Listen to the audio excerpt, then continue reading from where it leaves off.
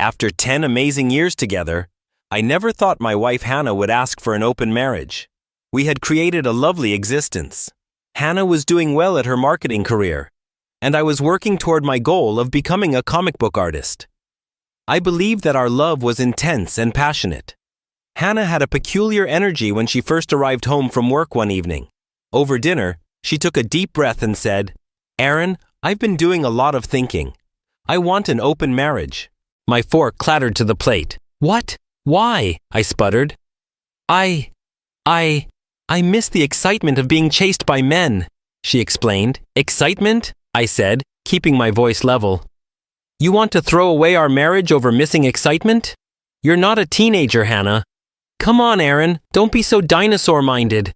I'll be throwing away nothing if you just accept my proposal to let me sleep with other men." I scoffed. She went into another explanation that she missed the excitement of being chased by men, a feeling of being wanted and validated. "I want the freedom and liberation of going out to meet other guys. It's progressive and empowering," she argued. "If you don't agree, you're just being narrow-minded, insecure, and controlling. You should be secure enough in your love for me and my love for you to let me do this, Aaron. You shouldn't feel threatened." I was stunned by her foolish accusations and overall foolish inability to see exactly what she was saying. Was this really my wife talking? "You know," I said, leaning forward and clasping my hands together, staring at her and controlling my emotions. "I watch, well, more like listen to YouTube videos about wives thrusting open marriages onto their husbands." Her eyes lit up as if she were getting ready to receive some gift she always wanted. In those videos, the wives almost always have a man they're already interested in or already sleeping with. Her eyes widened briefly before they narrowed. I stared at her long and hard, making the pause as uncomfortable as possible. "So who is it, Hannah? Who is the other guy?" "No one, Aaron. How could you even think that I'd do that? How dare you?" "Well, what the hell am I supposed to think, Hannah? Here you are asking to sleep with other men like that's natural." We went through a round of her denying she'd been involved with anyone and denying that she had anyone in mind. She mixed this in with another round of her still trying to argue the philosophical and practical positives of opening our marriage. Finally, I grew tired of her and this foolishness and said with finality, "Well, either way, my answer is no, and now you've given me a serious reason to consider divorce." Those same videos have also gone to the posts on social media that inspire them, and people all agree that the very moment your wife brings up an open marriage. I paused, looking into her eyes, forcing the most serious, disappointed, and disgusted face I could muster. "Then you should just divorce her." Her eyes filled with terror. "What? Aaron, no. Please, no. We can talk this out.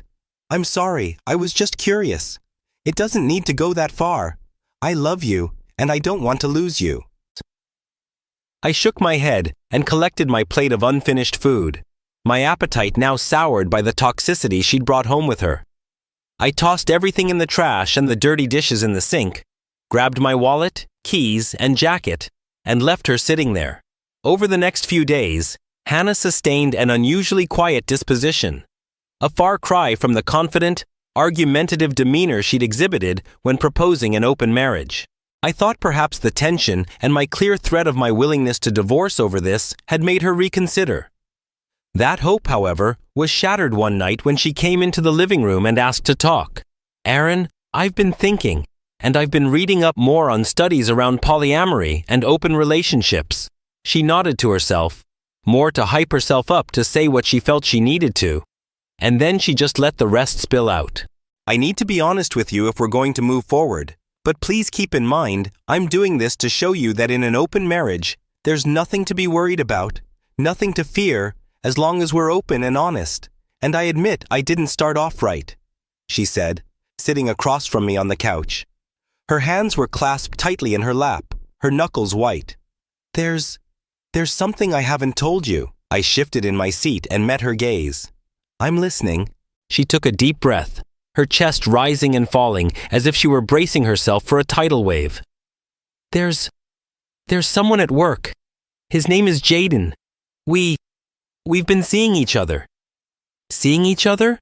I repeated slowly, my voice cold and deliberate. You mean you've been sleeping with him? She nodded, her eyes darting away from mine. It's not just physical, Aaron. It makes me feel alive and wanted, like I'm young and attractive again.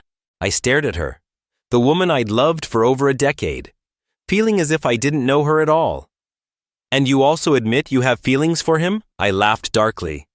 So this is why you wanted an open marriage? I asked, my voice laced with bitterness. To justify your affair? No, she said quickly, her tone defensive. It's not like that. I'm being honest with you, like I said. I don't want to lose you. I love you, and I thought we could make it work together. An open marriage is progressive, Aaron. It's about being open-minded and embracing new experiences. It's not about betrayal. Progressive? I spat the word out like it was poison. You think cheating on me and then dressing it up as some enlightened lifestyle choice is progressive? That's bullshit, Hannah, and you know it. Her jaw tightened, and her eyes flashed with defiance. What's bullshit is your refusal to even consider it. You're so set in your ways, so conservative and closed-minded. It's suffocating, Aaron, and yes, I hate it. I stood, unable to sit still any longer. You hate it? You hate that I value? I paused. No. Valued our marriage? That I believed in the vows we took? That I trusted you? I hate that you're unwilling to grow. She shot back, standing to face me. Marriage doesn't have to mean locking ourselves into some outdated, oppressive ideal. I want more out of life, Aaron. I want to feel alive, and Jaden gives me that. I laughed bitterly, the sound hollow and harsh. And what about me, Hannah? What do I get out of this so-called progressive arrangement? The privilege of sitting at home while you screw your coworker? Don't think that it escapes me that all of your defenses of this open marriage nonsense has only been about how it benefits you. She flinched, clearly indicating that she hadn't even considered whether or not I'd actively engage with other women in this agreement had I embraced it. Hesitantly, she offered, You could see other women too. She looked at me, uncertainty in her eyes. It doesn't have to be one-sided, I laughed. Such hypocrisy. You suggested an open marriage but only thought about yourself, yet you boldly spoke about us this and us that. I glared at her and snapped back. I don't want other women. I wanted my wife, the woman I thought I married. But it seems she doesn't exist anymore. Her expression softened for a moment, a flicker of guilt crossing her face. But then she straightened her shoulders and lifted her chin. I won't apologize for wanting more, Aaron. And if you can't handle that, maybe you're right. Maybe this marriage isn't going to work. The finality of her words hung in the air for a moment, suffocating and inescapable. However, the air quickly shifted to one of relief and freedom. I looked at her, this stranger who wore my wife's face, and felt a wave of sadness and anger so deep it threatened to drown me. You're right, I said quietly. It isn't. I'll talk to a lawyer tomorrow, and we'll work out the divorce. Over the next few weeks, her mouth fell open as I walked away to our room, collected my things, and moved into the guest room. I thought that was the final argument, but Hannah wasn't about to let me go so easily. She enlisted her mother Iris, her sister Ashley, and her friends Haley and Allison. They ambushed me one day as I sat at the dining room table eating a burger and some fries while watching a couple of YouTube videos.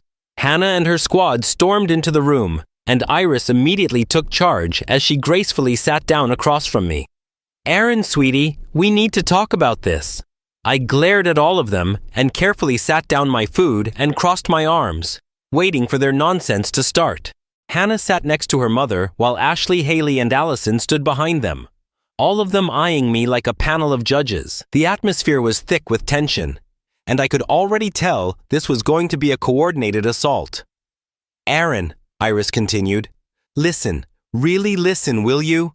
Look, honey, we all love you, but you've got to open your eyes. Times are changing. Relationships don't have to be these rigid, oppressive things anymore.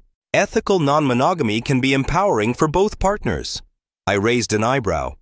Empowering? Is that what we're calling betrayal now? Ashley rolled her eyes. Oh, come on, Aaron. This isn't betrayal. It's about honesty. Hannah was brave enough to tell you what she wants. That takes courage. Do you know how many women just stay silent and let their resentment fester? And you think I should applaud her for having an affair and then trying to dress it up as some kind of progressive philosophy? I shot back, my voice calm but icy. Of course she didn't handle it perfectly, Haley chimed in, but she's trying to include you in her journey. That's what ethical monogamy is about. Honesty, communication, and mutual respect. If you could just get over your control issues and your damned insecurities. My damned insecurities? I interrupted, my temper flaring. You mean my refusal to let my wife turn our marriage into a circus so she can feel chaste again?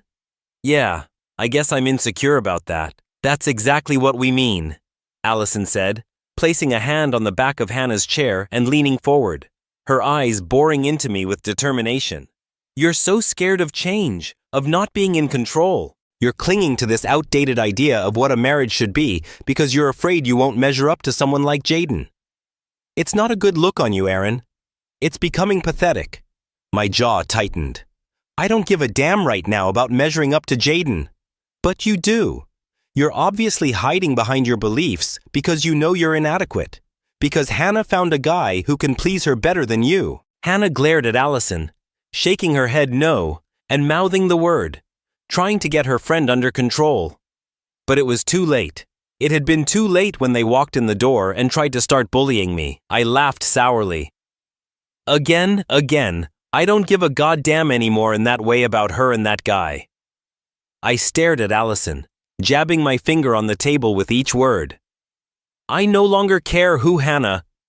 I looked at them all. You all don't seem to understand that I see this marriage as dead.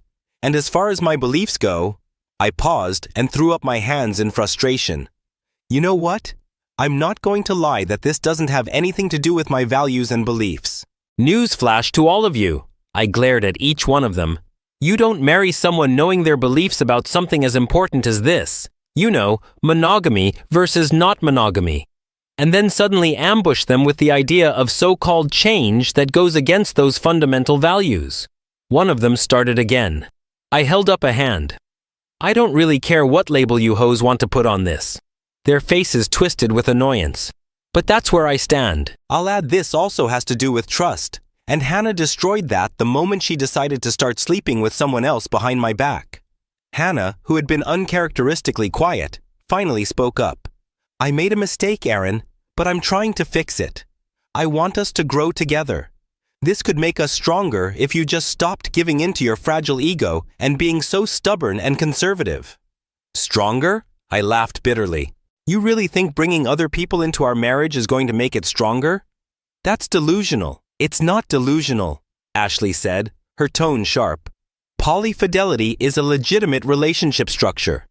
It's about creating a network of love and support. It's about equal partners and complying to sexual and romantic activities within the boundaries set by you two. If you get over your fragile ego, like Hannah said, you could actually learn what it is. It's not just about sex, and yet that's all anyone seems to talk about when they're trying to sell this idea, I retorted. Let's call it what it is for this situation, an excuse to sleep around without consequences. You're being so close-minded, Haley said, shaking her head. If you just let go of this toxic jealousy, you'd see how liberating this could be. Hannah is offering you honesty. She's trying to build something new with you, but you're too afraid to step out of your comfort zone, too afraid to be a real man, a progressive man. I'm not afraid, I said, standing up. I just have standards. I believe in commitment, in loyalty, in honoring the vows we took. I believe in monogamy. If that makes me conservative, fine, I'll wear that label proudly. But don't stand there and tell me I'm the one who's wrong for wanting a marriage that isn't a joke. Allison crossed her arms. You're so wrapped up in your fragile masculinity that you can't even see this for what it is. A chance to grow, to evolve. You're holding Hannah back because you're too insecure to handle the idea of her being happy with someone else. My eyes narrowed. Holding her back? I don't give a damn now if she walks out that door and leaves and spreads her legs for Jaden, or jumps into whoever else's arms now. She's the one who cheated. She's the one who broke our vows. She's a hoe to me now. She's for the streets now as far as I'm concerned, and now she's trying to gaslight me. And all of you are trying to help her gaslight me into thinking I'm the problem. I pointed at the door. I put up with this nonsense long enough, and now I'm tired of all of this. All of you, get the hell out. Hannah's face flushed with frustration. She crossed her arms and leaned back in the chair. Eyes narrowed at me. I'm not a hoe, Aaron. Stop being disrespectful just because you're angry. I'm your goddamn wife, I cut her off with a dark laugh. Not anymore. I haven't seen any divorce papers yet. Oh my God, you're impossible, Aaron.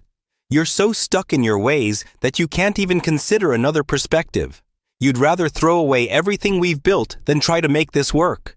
No, I said, my voice firm. You threw it away the moment you decided your desires were more important than our marriage. I'm just cleaning up the mess you made by taking out the trash and cleaning my house. I pointed at her. Don't worry, you'll be getting those divorce papers soon. I have a few things to iron out first, and they'll be in front of you before you know it. The room fell silent. The weight of my words hung in the air. One by one, the women glared at me, but didn't speak again, obviously realizing that this attempt to team up on me wasn't working. Finally, I grabbed my coat and headed for the door. I'll let my lawyer handle the rest. Good luck with your empowerment. You're going to need it. With that, I walked out, leaving the women to their stunned silence. Despite that last altercation, I didn't immediately file for divorce. This, of course, gave Hannah a false sense of hope and temporary security. Her family and her friends continued to bombard me here and there with attempts to stay in the marriage and open it. They all took my lingering around as some silly indication that they were getting through. They didn't realize that I was stalling because I'd hired a private investigator. Determined to get actual proof, Hannah was already cheating with Jaden, just in case she tried to backtrack during the divorce, and her girl squad also lied on her behalf. It took a few weeks. Apparently, after the arguments about an open marriage, Hannah was smart enough not to sneak off to be with Jaden. But as it was obvious with her attempt to manipulate me into being a cuck and let her sleep with some other man, she couldn't control her desires, emotions, whatever, and she ended up caught in 4K with the man. The proof drudged up anger in me one more time, but I let it deflate from me by going out and doing some things I enjoyed. Either way, it was necessary. The Hannah I loved, my wife, was gone. The woman before me, spouting progressive nonsense while cheating with a coworker, was a stranger, a deceitful, manipulative one at that. I filed for divorce immediately after receiving the investigative report. I knew it was the only way to escape this toxic situation and begin to heal. I had to protect myself. A line had been crossed, and there was no going back. Of course, I didn't walk away without exacting a little revenge. I may have anonymously sent the report I received from the PI to her company. Who knows? To those listening, let this be a lesson to you. Don't let people come along with foolish ideologies trying to bully you into their beliefs. If you have your own values, your own traditions, stand your ground.